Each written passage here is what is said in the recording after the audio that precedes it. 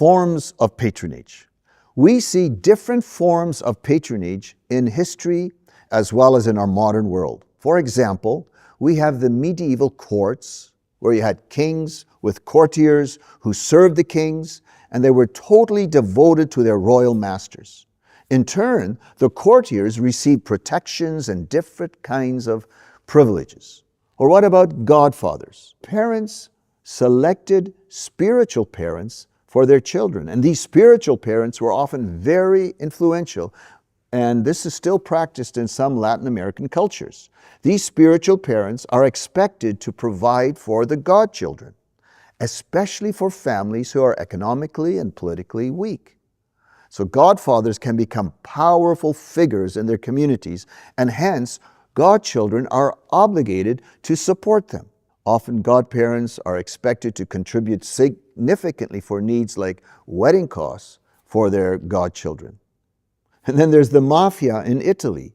In the movie Godfather, which is about a family mafia business, a guest at a wedding asks the head of the mafia, who is the host, asks for protection from an enemy.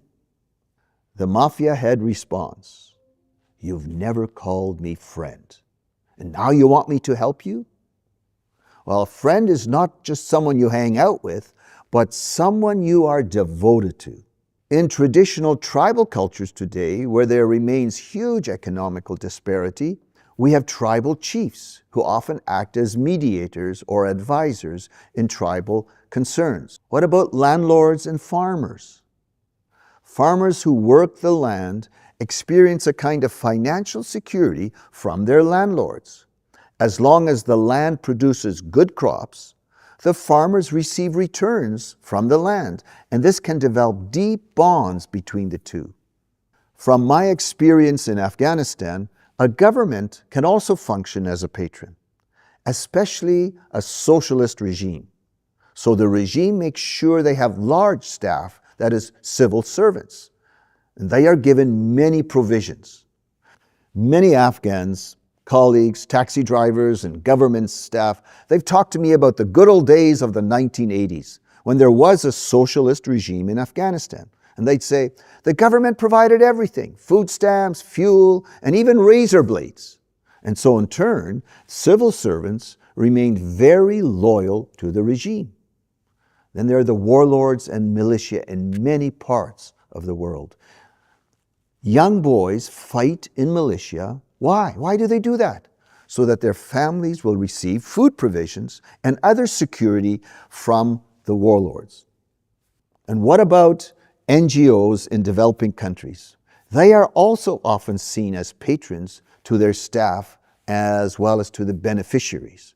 The NGO provides good employment for staff and various trainings and community programs for the villagers. And then in rural areas, you have an in-charge person or a headman who can ensure relief handouts for disaster victims. He kind of calls the shots. In some settings, church pastors can be seen as patrons.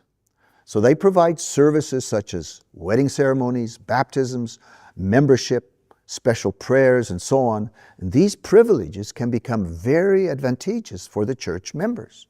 And so the members of the church will respect and follow their pastor as long as their own needs are met. And of course, the pastor enjoys a large following as long as he provides the services. Let's go on to this next activity, what patrons provide.